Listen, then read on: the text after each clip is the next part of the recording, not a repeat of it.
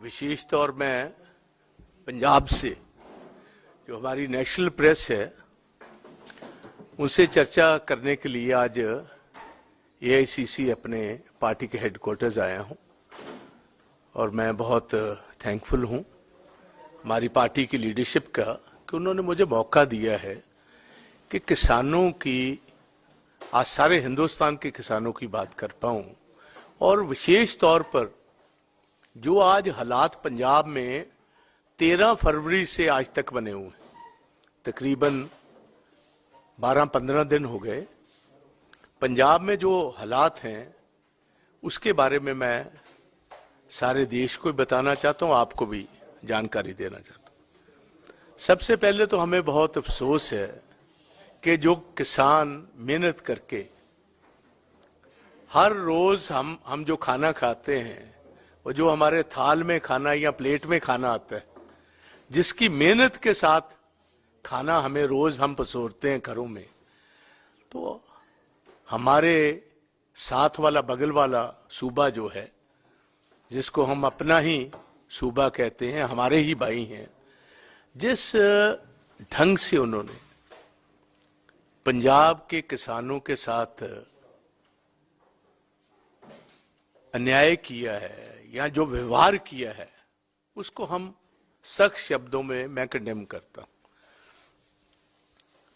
इस press conference में मैं श्रद्धांजलि के रूप में 2 शब्द अपने नौजवान छोटे भाई पंजाब के शुभकरण सिंह 22 साल की एज के एक किसान, जो पहले जब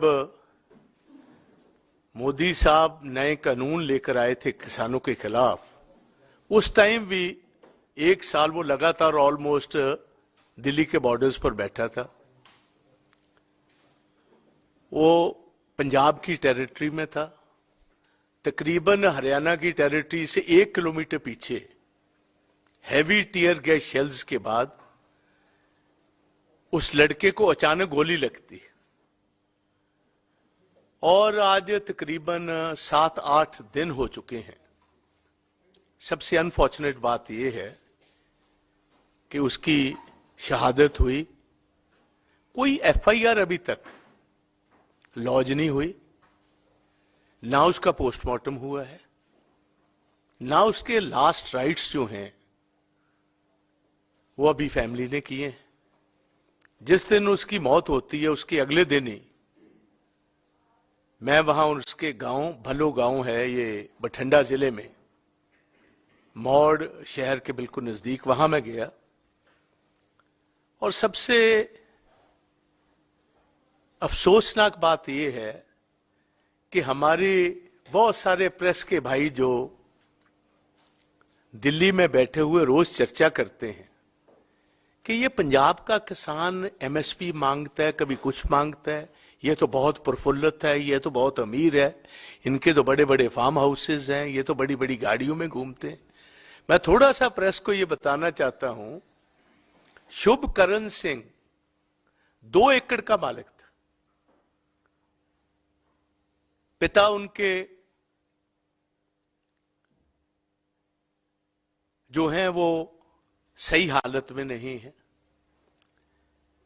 घर पे ही बैठे हुए हैं, कुछ काम नहीं कर रहे कई सालों के साथ। एक बहन की शादी पर 1.5 एकड़ जमीन बेचकर बहन की शादी की। एक छोटी बहन है और कर्जा है उन पर 20 लाख रुपए का। 2 एकड़ जमीन, 1.5 एकड़ जमीन बेची अपनी बहन की शादी में। एक बहन अभी इधर है और उसका बेसिक जो उसका एम था जाने का यही था कि मेरा कर्जा माफ होना चाहिए। उसके गांव जब मैं गया, जो उसके साथ एक साथी था उसने बताया कि जी ऐसे फोन सुन रहा था, अचानक जब हमें पता चला कि एकदम ये गिर गया, क्या बात हुई, पीछे देखा बहुत एक रिवॉल्वर या गन शॉट का फायर लगा हुआ। तो मैं ये बात आपको ये कहने आया हूं कि 6-6 महीने किसान मेहनत करता है, बच्चों की तरह फसल की, पानी लगाता है, गुडाई करता है, खाद डालता है, पेस्टिसाइड डालता है, और 6 महीने के बाद जब वो अपनी एक बेसिक अपना हक मांगता है तो हम हक देने को तैयार नहीं। मैं थोड़ा सा प्रेस को इस टाइम पर ब्रीफ करना चाहता हूं कि मोदी साहब 60% पंजाब जो हिंदुस्तान की आज भी इकोनॉमी है वो एग्रीकल्चर बेस्ड है। 60% लोग आप आज के दिन भी गांव में रूरल इंडिया में रहते। साल इधर वो रहे, 700 से ज्यादा शहादतें हुई, आपने कानून वापस लिए और तब आपने ये वादा किया कि मैं एमएसपी भी आपको दूंगा, लीगलाइज भी हम करेंगे, इसको अमली जामा भी पहनाएंगे और एक कमेटी भी बनेगी जिसमें गवर्नमेंट के रिप्रेजेंटेटिव्स भी होंगे, संयुक्त किसान मोर्चा के भी होंगे और जो जो इनके और बहुत सारी बातें थी ये सारी हम हल करेंगे। अफसोस की बात है इतना टाइम गुजरने के बाद उसकी नोटिफिकेशन भी नहीं हुई। जो वापस कानून लिए तो उसकी नोटिफिकेशन भी नहीं हुई, कोई मीटिंग नहीं बुलाई गई। और आज अगर फार्मर्स अपने हक के लिए दिल्ली में आना चाहते हैं पीसफुली, आप मुझे बताएं जो हरियाणा की गवर्नमेंट ने तौर तरीका अपना रखा था, कंक्रीट की दीवारें बना देना, कील वहां नीचे लगा देने, तो भाई ऐसा काम तो कभी तालिबान वाले अफगानिस्तान में तो सुना था करते हुए। एक देश जिसकी पहचान महात्मा बुद्ध से, दुनिया की सबसे लार्जेस्ट डेमोक्रेसी जिसको कहते हैं, जिसकी पहचान महात्मा गांधी से हो, उस देश में आप अपने किसानों पर, और मैं बिल्कुल अथॉरिटी के साथ ये बात आपको बता रहा हूं, कोई भी पंजाब का किसान जो है इसने हरियाणा का बॉर्डर क्रॉस नहीं किया। आज 300 से ज्यादा हमारे किसान भाई डिफरेंट हॉस्पिटल्स में इलाज करवा रहे हैं। एक की मौत, 5 की मौत हो चुकी, एक तो गन वुंड से हुआ है, कोई हार्ट अटैक से पूरे हुए हैं। बहुत सारों को मैं मिलकर आया हूं, जहां आप हैरान होंगे वहां पैलेट यूज हुए हैं, जो दोनाली बंदूक है। आप देखिए दोनाली, एक पहले तो पानी के वो छोड़े जा रहे थे, फिर इन्होंने वो गोले दागे जी, वहां गोले दागने के बाद दोनाली का इस्तेमाल हुआ, जो ना तो इंडियन आर्म्ड फोर्सेस के पास है, ना पैरामिलिट्री फोर्सेस के पास है, ना हरियाणा पुलिस के पास।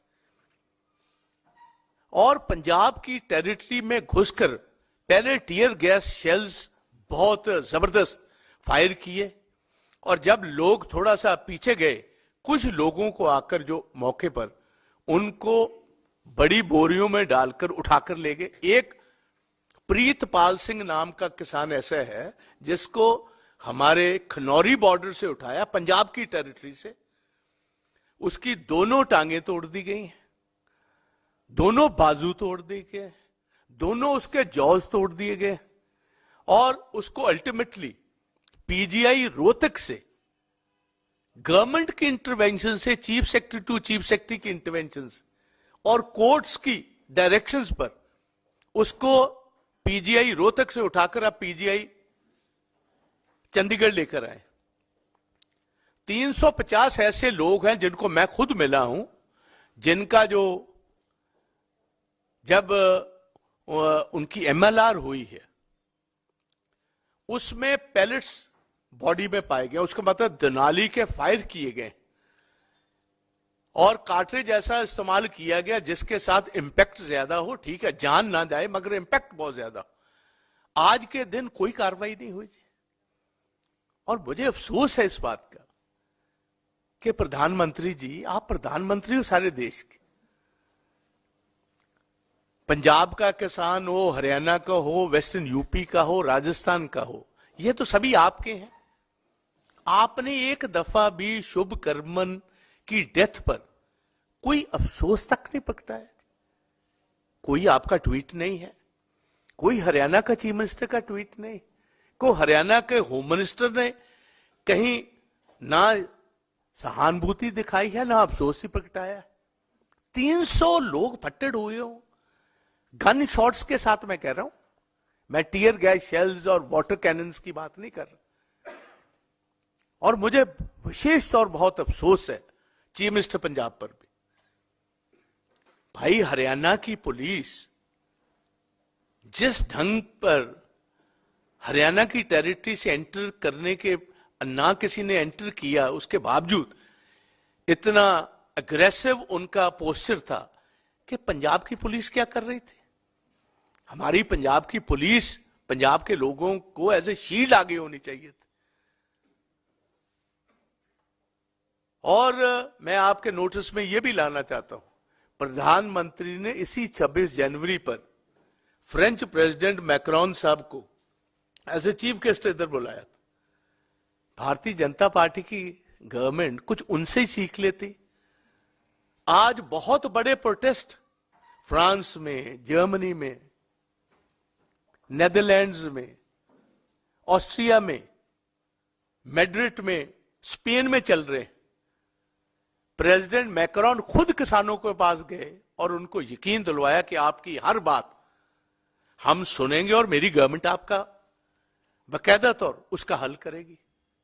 और वहां के किसानों ने तो कहीं एग्रेसिव पोस्टर वहां लिया, ट्रैक्टर्स लेकर के। आज के दिन मैड्रिड और ब्रसल्स में ट्रैक्टरों के साथ उन्होंने सारा शहर भर दिया। आप दिल्ली, आप मुझे बताएं, हमारे लोगों ने अगर दिल्ली की सरकार से बात करनी हो तो कहां करें? या तो उनके पास फायर वेपन्स हो, उन्होंने लॉ अपने हाथ में लिया हो। पीसफुल प्रोटेस्टर्स को आप रोक रहे हो। कितनी दफा भारतीय जनता पार्टी ने रामलीला ग्राउंड्स भरी, कितनी दफा हमारी सरकारों में जब किसान आए हैं हमने उनको वेलकम किया, बोर्ड क्लब तक पहुंचे। इन दी पास्ट आप देख लीजिए कितनी गवर्नमेंट्स हुई, बड़े टिकैत साहब से लेकर चौधरी चरण सिंह जी तक, देवीलाल जी तक, बड़े बड़े जो हमारी पार्टी के भी जब हम ऑपोजिशन में प्रोटेस्ट हुए, आपके तो बिल्कुल पार्लियामेंट के बाहर तक लाखों लोग आ जाते रहे। आप मुझे बताएं, यहां तो बताएं कि उन्होंने कुछ ऐसा काम किया है, लॉ एंड ऑर्डर हाथ में लिया, कोई गाड़ियां तोड़ी, कुछ ऐसा काम किया कि आपको रोकना पड़ा जी। इट्स मोस्ट अनफॉर्चुनेट ये जो किया गया है जी। मैं एक और बात आपके नोटिस में लाना चाहता हूं और सेंट्रल गवर्नमेंट को भी मैं कहना चाहता हूं कि देखिए, जो प्रो फार्मर ट्विटर हैंडल्स हैं, जो किसानों की बात करते हैं, हिंदुस्तान के किसान की करते हैं, पंजाब के किसान की करते हैं, वो तो आपने ब्लॉक करने शुरू कर दिए जी। जो एंटी फार्मर हैं और जिनका बहुत सारा तल्लुक और लीनिंग्स भी रूलिंग पार्टी के साथ, उनको फ्री रन दे दिया जी। वो जिस आदमी को जो मर्जी कह लेते हैं। किसी के सिर पर दस्तार हो, वो अपनी नौकरी करता हो, इंडियन पुलिस सर्विसेज का ऑफिसर भी हो, आप 2 मिनट में उसको खालिस्तानी एंटी नेशनल बता देते हो। ये बात ये कंप्लीटली भूल गए कि जो पंजाबी हैं और विशेषतौर जो सिख हैं, उन्होंने देश की आजादी में जो नुमाया रोल अदा किया, प्रेस तो बहुत बखूबी इसको जानती है। सबसे आगे अगर देश की खातिर काले पानी गए या फांसियों के फंदे गले में हंसकर अपने डलवाए, तो पंजाबी सबसे आगे थे। आज भी कोई महीना ऐसा नहीं गुजरता जहां पंजाबी या विशेष तौर हमारे सिख भाई जो आर्म्ड फोर्सेस में, वो नेशनल फ्लैग में लिपट कर हर महीने पंजाब किसी ना किसी गांव या शहर में पहुंचते हैं। आप एक ऐसी पैट्रियोटिक कम्युनिटी को आप एंटी नेशनल, खालिस्तानी और ऐसा प्रोपेगेंडा आप कर रहे हो जिसके साथ मैं समझता हूं एक बहुत गंभीर नतीजा देश के लिए ये हो सकता है। इसमें मैं प्राइम मिनिस्टर साहब को, होम मिनिस्टर साहब को कहूंगा, ऐसे जितने हैंडल्स हैं जो बिल्कुल कम्युनिटीज में जहर फैलाने का काम कर रहे हैं, उनको कंट्रोल करना चाहिए। प्रो फार्मर हैंडल्स को कंट्रोल करने की जरूरत नहीं, क्योंकि वो कोई एंटी नेशनल प्रोपेगेंडा नहीं कर रहे, वो प्रो फार्मर कर रहे हैं, प्रो किसान कर रहे हैं। कोई भी एंटी नेशनल या कम्युनिटीज में जहर उगालने की बात करेगा, किसी का भी हैंडल हो, उसको नेशनल गवर्नमेंट को रोकने की जरूरत है। एक तो मैं ये कहना चाहता हूं।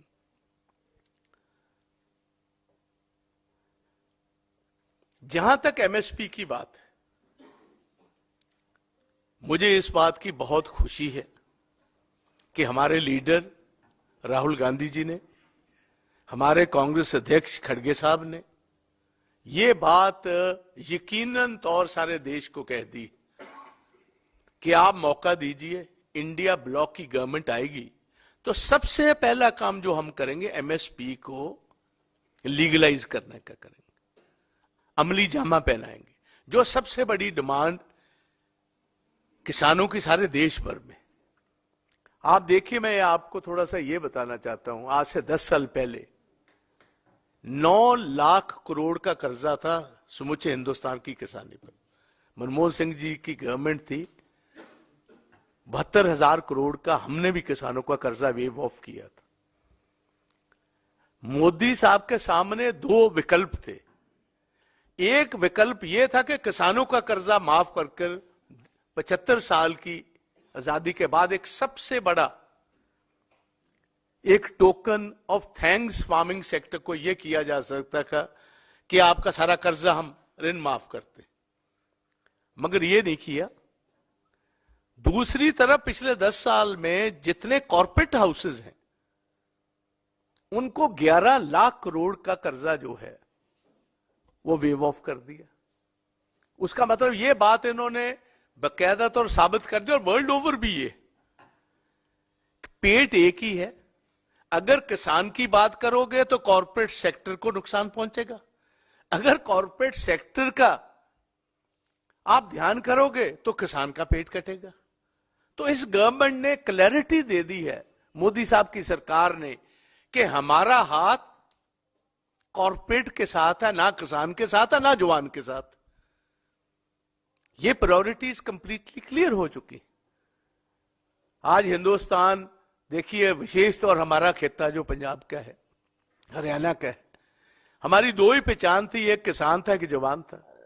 जवान खत्म कर दिए, 22 साल की नौकरी खत्म कर 4 साल पर अग्निवीर ले आए। और मैं ये बताना चाहता हूं, 3 अग्निवीर पिछले 2 साल में उनकी डेथ हुई है। पंजाब के गांव में आए हैं पुणे साहब, कोई नेशनल फ्लैग में उनकी बॉडी नहीं लपेटी गई, कोई आर्मी के लोग उनको वहां तक छोड़ने नहीं आए, किसी किस्म की कोई मदद कोई सेंट्रल गवर्नमेंट से उनके लिए नहीं आई। नहीं तो आगे कोई भी जवान आता था, आर्मी के खुद लोग उनको, उनकी बटालियन के लोग छोड़ने आते थे, उनको गन सलूट दिया जाता था, उनको बकायदा तौर सारी एक जो एक परंपरा होती है आर्मी की, उससे नवाजा जाता था। ये तो जैसे मर्सनरीज आते हैं कहीं से, ऐसा व्यवहार उनके साथ किया जा रहा है। सेम किसानों की बात मैं कहना चाहता हूं। और एक हैरानी की बात आप देखिए, डॉक्टर एमएस स्वामीनाथन जी को मोदी साहब आपने नवाज दिया भारत रत्न के साथ।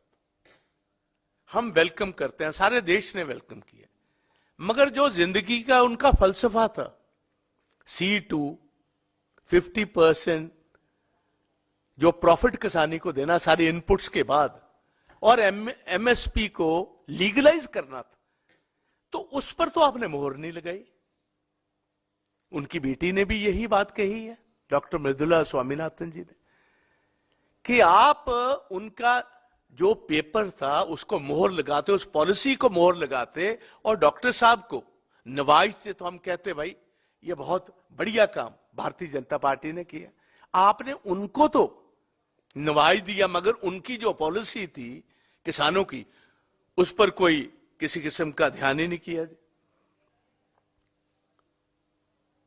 मैं ये भी इनको बताना चाहता हूं, आज मैं खुद हाई कोर्ट में गया हूं। आज ही हमारी एक acting chief justice Punjab Haryana court में अर्ली लिस्टिंग की मेरी पिल लगी है, जो 29 फेब को उस पर सुनवाई है। उसमें मैंने विशेष तौर as leader of the opposition मैंने ये कहा है कि 300 लोग जो फट्टे पड़े, इनकी एफआईआर अभी नहीं हुई, एफआईआर दर्ज करवाई जाए, और साथ कोर्ट मॉनिटर्ड ये सारा काम होना चाहिए। क्योंकि ना तो हमें पंजाब गवर्नमेंट पर फेथ है, और हरियाणा गवर्नमेंट पे तो हो ही नहीं कोई सकता जी। इसमें हम सारी बात में गए हैं।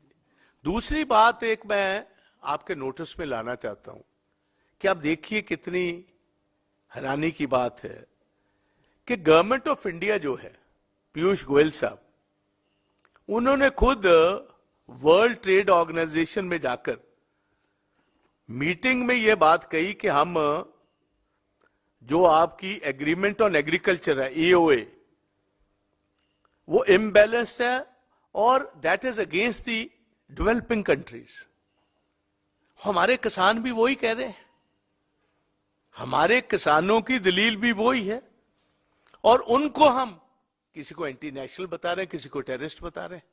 किसान भी यही कह रहे हैं कि जो WTO है वो अमीर डेवलप्ड मुल्कों की एक संस्था है जो हिंदुस्तान को, हमारा हक जो है किसानों का, मिनिमम सपोर्ट प्राइस का, उससे हमें दूर रख रहा है। आप वहां जाकर तो ये कहते हो कि इम्बैलेंस है, इधर हम जब अपना हक मांगते हैं तो उनको गोलियां मिलती हैं हक के बजाय। तो ये सारी चीज भी आपके नोटिस में है, आपको ये मैं बताना चाहता हूं। देखिए, मैं एक विशेष बात आज इधर कहना चाहता हूं। पिछले 60 साल से पंजाब हरी क्रांति लेकर आया है। हरी क्रांति के साथ लोगों को लगा होगा कि पंजाब का बहुत फायदा हुआ है, देश का पेट भरते रहे 60 साल। आज पंजाब के हमारे वाटर लेवल्स इतने नीचे जा चुके हैं, अलार्मिंग रेट पर नीचे जा चुके हैं, और एग्रीकल्चर साइंटिस्ट का कहना है अगर ऐसा ही राइस और वीट का ये साइकिल चलता रहा तो मैक्सिमम 10 से 12 साल में ये सारा रेगिस्तान बन जाएगा। 90% पंजाब की जो वाटर टेबल है ये ब्लैकिश पानी हो चुका है, कंज्यूम होने के काबिल नहीं रहा। हमारे जमीन का सॉइल टेक्सचर, क्योंकि इतनी ज्यादा एक्सटेंसिव एग्रीकल्चर हो रही, 2-2, 3-3 फसलें ले रहे हैं, जमीन को भी सांस चाहिए जैसे हमें चाहिए। हम भी 8-9 घंटे सोते हैं तो फिर ही आप फ्रेश उठते हो। जमीन को भी सांस चाहिए कि एक आधी फसल ना बोई जाए, फिर ही जमीन की बात बनती है। इतने लगातार 5-7 डेकेड से आप देख रहे हो 2 की 3-3 फसलें चल रही, और इतना ज्यादा फर्टिलाइजर और पेस्टिसाइड, कीड़े मार दवाइयां इस्तेमाल हमने करनी शुरू कर दी है कि जो हमारी मालवा की बेल्ट है जहां कॉटन क्रॉप हुआ करता था, वहां अब ट्रेन्स चल रही हैं बठिंडा से बीकानेर को, गंगानगर को, जिन ट्रेन्स का नाम ही कैंसर एक्सप्रेस रख दिया गया। तो गवर्नमेंट ऑफ इंडिया को तो विशेष ध्यान देने की जरूरत है। हिंदुस्तान के सारे किसान की जो ये डिमांड है उस पर विशेष ध्यान देने की जरूरत है। मगर मुझे बहुत अफसोस से कहना पड़ रहा है, गवर्नमेंट ऑफ द डे, ये भाजपा की गवर्नमेंट जो है, ये पिछले 2 साल से किसानों को टाल रही। अब भी ये इसी इंतजार में है कि इनको पंजाब से बाहर निकलने नहीं देना। चंद दिनों में इलेक्शन कोड आ जाएगा, कोड के बाद कौन राजा और किसकी प्रजा फिर देखा जाएगा। तो इसलिए विशेष तौर मैं आज इधर पहुंचा हूं कि पंजाब के हालात भी आपको बता पाऊं। 85% पंजाब का किसान ऐसा है, 85%, क्योंकि सारे देश को पता, 3 एकड़ से नीचे का मालिक को 5-10% ही ऐसे हैं जिनके पास को 10, 15, 20 एकड़ या 50 एकड़ जमीन होगी। जो भी किसान पंजाब का कर रहा है, हमारी पार्टी इंडियन नेशनल कांग्रेस ईमानदारी से अपने किसानों के साथ पहले भी रही। मुझे याद है, मैं राज्यसभा में था, आप भाई बहुत सारे जानते हो, जब ये काले कानूनों के खिलाफ संघर्ष चला, हमारी पार्टी ने राज्यसभा में, लोकसभा में, पार्लियामेंट के बाहर, जनपद पर, हर जगह पर जहां भी किसान यूनियंस को जरूरत पड़ी, भारतीय ये संयुक्त किसान मोर्चा के जितनी भी ऑर्गेनाइजेशंस है, हमने उनका साथ दिया। और अब भी हम किसान, हमारा जो कांग्रेस का हाथ है वो किसान और जवान के साथ। तो ये सारी बातें मैं कहना चाहता हूं। और ये भी मेरी कोशिश होगी, परमात्मा ने मेहर की, एमएसपी तो हम देंगे ही, हमारी कोशिश ये भी रहेगी कि एक बड़ा लोन वेवर आते टाइम में अगर इंडिया ब्लॉक की गवर्नमेंट आई तो बड़ा लोन वेवर इन कॉर्पोरेट हाउसेस के बजाय किसान को लोन वेवर भी मिले, उसको फसल का दाम भी बढ़िया मिले, और अच्छा दाम मिलने के साथ हमारी मार्केट इंप्रूव होगी। हर हिसाब से देश और प्रफुल्लित होगा। अगर पैसा रूरल सेक्टर में जाएगा तभी बात बन पाएगी, अदरवाइज ये जो इम्बैलेंस है अमीर और गरीब का, जो पिछले 10 साल में बहुत ज्यादा बढ़ चुका है, उसके साथ भारी नुकसान है। और मैं समझता हूं ग्राउंड लेवल पर बहुत बेचैनी, और देश के लिए ऐसी बेचैनी जो है वो कोई अच्छा संदेश नहीं। तो इतनी बात मैं कहना चाहता था। Thank you. आपसे मैं अनुरोध करूंगा कि इसी मुद्दे पर क्वेश्चन पूछें, उनका हम जवाब देना चाहेंगे।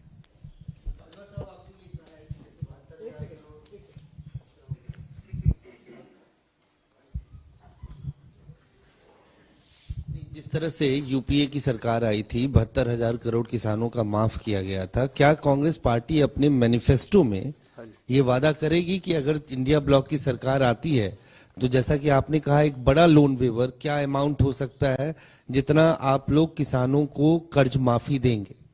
देखिए, ये हमारा सजेशन है। मैंने ऑलरेडी कांग्रेस अध्यक्ष जी को और राहुल जी को भी, जिस दिन ये एमएसपी का इन्होंने फैसला किया था, मेरी बात हुई थी और मैंने यही बात कही थी, किसके साथ आप गंभीरता से लोन वेवर का भी अपना जो बनेगा मैनिफेस्टो, उसमें लोन वेवर का भी आप जरूर करें। क्योंकि देखिए, कॉर्पोरेट वर्ल्ड के साथ तो हम है नहीं, हम तो जवान के साथ, किसान के साथ, खेत मजदूर के साथ। तो इसलिए most probably I think so the party will come up with something which the farmers are looking forward to. हाँ जी।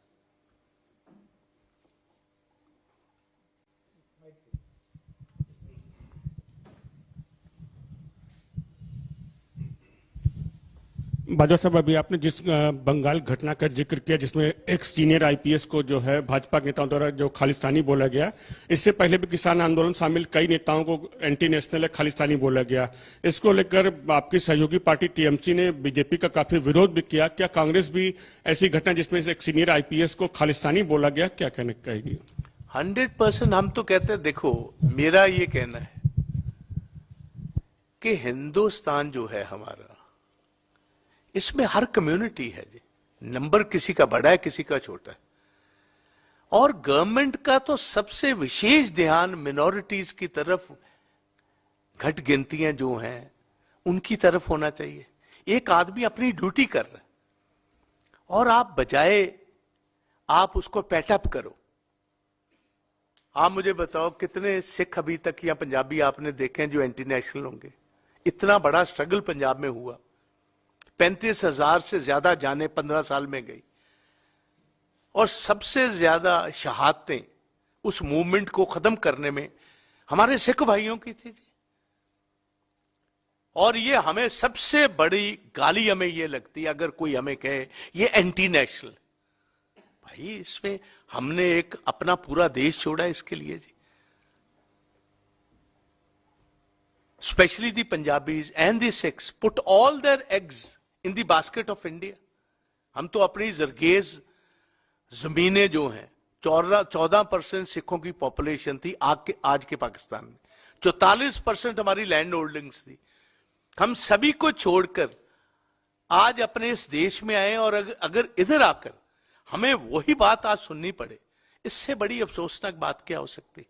मेरे खुद के फादर जो है टेररिज्म में देश की एकता और अखंडता के लिए 5 लोगों के साथ उनकी शहादत हुई। आप मुझे बताओ हम क्या हैं? क्या खालिस्तानी है? क्या एंटी नेशनल? मेरे elder brother, real brother brigadier Bajwa, he led 192 mountain brigade को लीड करते हुए जो टाइगर हिल पर कब्जा किया, मेरे भाई लीड कर रहे थे। He was the commander, he was injured badly over there. आप मुझे बताओ वो किसके लिए हमने किया जी? क्या हिंदुस्तान के लिए किया कि किसी और देश के लिए किया? अगर ऐसी बातें आप करोगे तो इससे सोचना क्या होंगी? विचारधारा किसी से आपकी सहमत हो ना, वो एक और बात। अगर ऐसी बात है तो बहुत डीप डाउन मैं समझता हूं नुकसान करेगी जी। नॉर्थ ईस्ट में कर रही हैं, अगर पंजाब जैसी important border state, bordering Pakistan, अगर ऐसे आप हालात या ऐसे आप सवाल करोगे हमारे पैट्रियटिज्म पर जी। हाँ ठीक है, हम भारतीय जनता पार्टी की विचारधारा से ना कल सहमत है, ना आज है, ना कल रहेंगे, पर इज दिस द वे? ऐसे मेरे ब्रदर ही हैं, आर्मी यूनिफॉर्म में थे, कश्मीर में ब्लास्ट उन पर हुआ जबरदस्त सोपोर में। आप मुझे बताओ कि कल को उनको पगड़ी डालकर कहीं घूम रहे होंगे तो आप उनको भी एंटी नेशनल या खालिस्तानी बोल दोगे जी? तो इस बात पर तो हमें सख्त एतराज, और सारा पंजाब बहुत इस बात पर, हम कहते हैं किसी और बात हमारी मानो या ना मानो, मगर ये बातें जो हैं ये नहीं चलेंगी, और ना कोई पंजाबी इसको किसी हालत में मंजूर करेगा जी। हाँ जी बाजवा साहब, आपने कहा कि द स्टेट ऑफ अफेयर्स जो आज की डेट में पंजाब हरियाणा बॉर्डर पे हैं with regard to the farmers movement, and शुभकरण's body is still not being cremated. Yeah. So ऐसे हालात में you also just mentioned that Punjab police should have come out as a shield to protect the farmers of Punjab. Yeah. So what exactly is your message to the chief minister who's yet to register a case, as you're saying? See, it's most unfortunate. Bhagwant Singh मान जी वो विचोले बने थे, ये जो इनकी cabinet के ministers गए थे, वो भाई विचोलगिरी करो मगर कुछ फार्मर्स को तो दिलवाओ, कोई पंजाब को कुछ दिलवाओ। और आज आप 300 लोग जख्मी हैं और आपकी पुलिस अभी तक एफआईआर लॉन्च नहीं कर रही। दैट मीन्स उन पर कहीं ना कहीं नेशनल प्रेशर है जी। अगर प्रेशर है तो chief minister has to come, either he defends Punjab, और या फिर हाथ ऊपर आकर कर बाहर निकला है कि मेरे बस की बात नहीं है भैया, किसी और को मौका दो, मैं पंजाब को और पंजाब के लोगों को और पंजाब की किसानी को प्रोटेक्ट नहीं कर पा रहा जी। आप देखिए बिल्कुल गुमसुम है जी, ये कैसे चलेगा? ये इसीलिए I had to come specially to Delhi to give this message.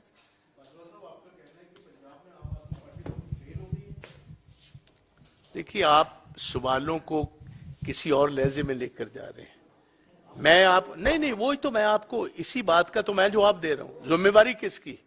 जिम्मेवारी तो भगवंत मान की है ना जी।